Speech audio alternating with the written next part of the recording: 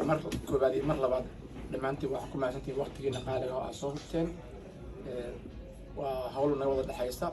wixii information oo intaas ka badan oo mataqaanaa dee update gareys ah iyo wixii kulanka oo kusii saabsanay waxaa mataqaanaa noogu gudageli doona Cabdifitaax iyo Maxamed Xaashi. Waa mahadsantihiin. loo soo magacaabay walaalkeen mataqaanaa sheeg Cabdifitaax Qaaji wax walba ay ka dhalato wax walba ay tahay wax walba waa la soconaa wax walbana waa isaga hambalyeennay. waxaan rabnaa marka inaan anagu waxaan ka hadli karnaa waxa aan u nimid halkan in focuska la saaro barnaamijyadow Galmudug waxay u baahan tahay waxa weeye dadka waxa ninka loo soo magacaabay oo aan laga rabo maanta hadda reer Finland nahay inaan ka shaqeyno in ninkan shaqada loo soo magacaabay aan garab istaagno haday tahay reer Galmudug wadankan degan iyo haday ururada wadankan degan oo anigu aan kamid ahay ay tahay marka sheeg waxa laalay iyo wixii hore loo soo qabtay oo waxay ka soo wax walba waxbay ka soo bilaabmaan hadii aysan raggaan meesha tegin oo aysan maartay sheeko qayb galin oo aan rag u dhabar adeegin oo diyaarad loo fuulin xilkan ma imaadeen maanta isaga ma imaanay laakiin waxaa kalifay inaan ka wada hadalno waa in mataqaanaa sheeg rag qoonji iyo ururka sokas oo bilaabay maxaa inay meesha tagaan aan xil oo noogu yimaado xilkaasna aan daba soconno horena inaan u sii horumarino aan rabno waxaan leeyahay maanta qadadan iyo sharaftan iyo maamulkan iyo nidaamkan mid maalin walba noo sii socota oo aan isaga imaano oo ka wada tashano oo waxyaabo badan aan qaban karnaa mataqaanaa sheeg waxyaabahaas badan oo aan qaban karno dhanka positive-ka adduunyada mataqaanaa negative oo ku daalnay isku sano negative taagnayn dhanka positive-ka inaan aadno tii gaarkeeda iyadoo la soo qayb galay kulli halkaan markaan ka baxnay macnaha Cabdifitaax iyo aniga waxaan hogaaminaynay ma garanaysaa guddi meeshaan ka baxay annaga keliya ma ahayn qadar ayaa kamid ah guddigaas iyo waxa kamid daqiiqa markaan meesha tagnay macnaha shaqadii bilaabatay waa iskala qaybinay gobolka Banaadir meesha degina aniga u badnaa Cabdifitaaxna wuxuu mas'uul ka ahaa Galmudug markiis horena asaa fikirkan ururka u keenay ururkan uu ku raacay Cabdifitaax mas'uuliyadda Galmudug ka ahaa waxaa soo gashay macnaha in bilaaw ilaa dhamaad ula dhamaysto Galmudug shaqadana si fiican oo qabtay Galmudug finaal ay timaad hawshii oo meesha ka qabtay Cabdifitaax ayay ku abaalmariyeen sidaan hadda filaayo wasiirka isboortiga Galmudug aa joogay inuu magacaabo macnaha innaga marka waxay noo noqotay aasan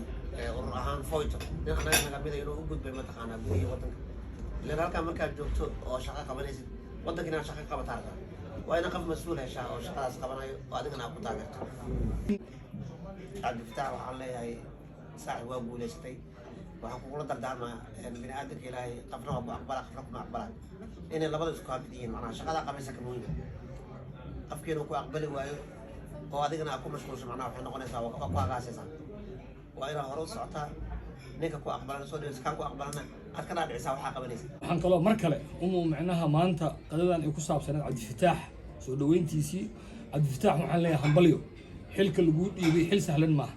laakiin Allah kuu fududeeyo ku duceynaa in lagala shaqeeyana waa ka codsanaa walaalaha sidoo gudoomiyaha uu sheegay waa kala shaqeynaa u dhahay laakiin qof kasta oo awoodo inuu kala shaqeeyo xilkaas sportigu waa horumarin waa isdhexgal waa isfahan waa walaaltinimo intana hadda waxa isu keenay sport waay waxa laga yaabaa 100 qof oo nin walba axsaab uu leeyahay iyo team oo la sheekaysto macnaha sheekada goonida ah laakiin sportigu waa intaan waxaan walaaleeyay sportiga waay marka waxaan qabaa aniga warkayga soo koobayo mar kale waxaan idin leeyahay horumarinta sportiga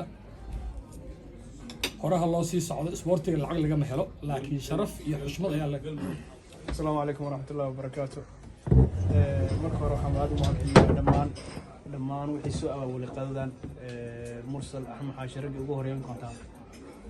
qadada quruxda soo abaabulay shaqo wanaagsan aan qabateen howlo badan anaga naga raax macquul ah naga fududeysan aad u maasantiin marka labaad Cabdifitaax waxaan leeyahay kun jeer hambalyo ma sha Allah shaqo fiican aan qabatay howlkarnimadii iyo dadaalkaaga waxa macquul ah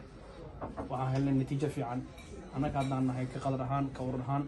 aad aan u faraxsannahay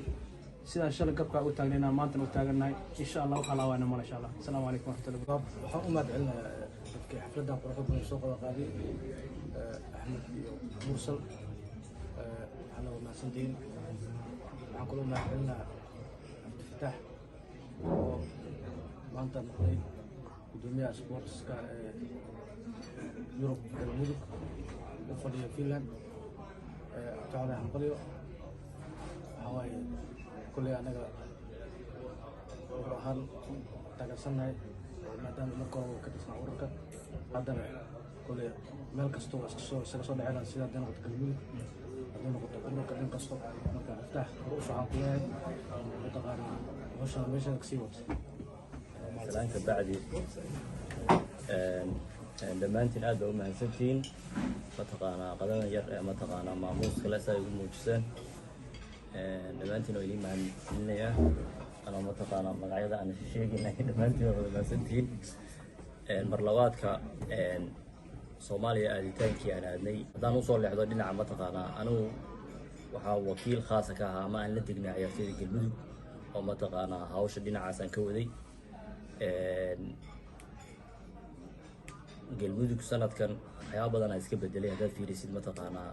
ciyaartooy ahaan dhaqaale ahaan bulshada niyadoodii waxyaaba badan baa iska bedelay sababtoo ah sanadadii hore markay ciyaaraha yimaadaan waa lagu dhibcatirsan jiray hadda waxaa yimi oda dowlad galmudug sii hore ka fiican dowladii aan soo aragnay ka fiican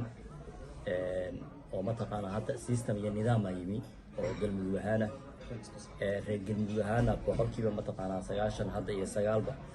waxay usoo jeesteen dhulkooda inay habeystaan mataqaanaa waxaad ka dareemaysaa bulshada magaalo muuse joogta ee galmudug u dhalatay ciyaartooydu markay yimaadeen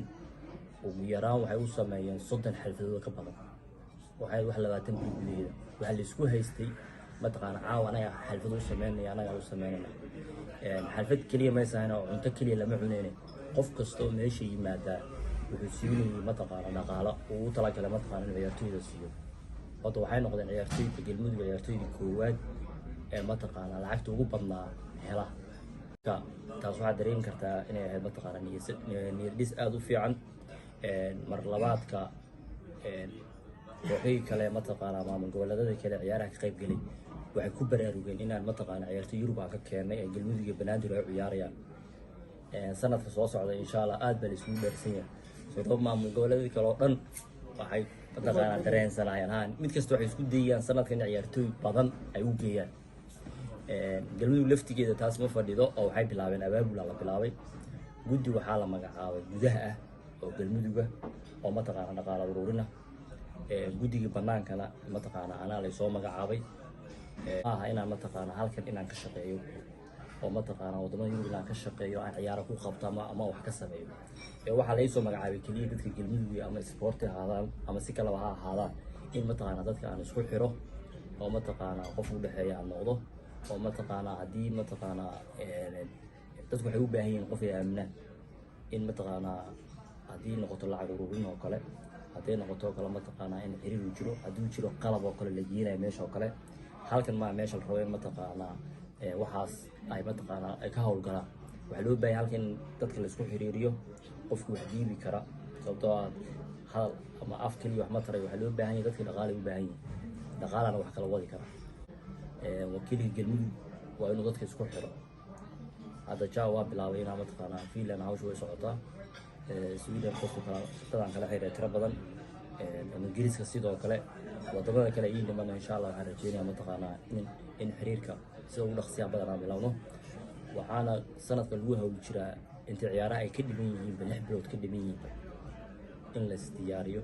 haddii aan ciyaartooy la wadaayo iyo haddii aan dhaqaalaha ururiyaba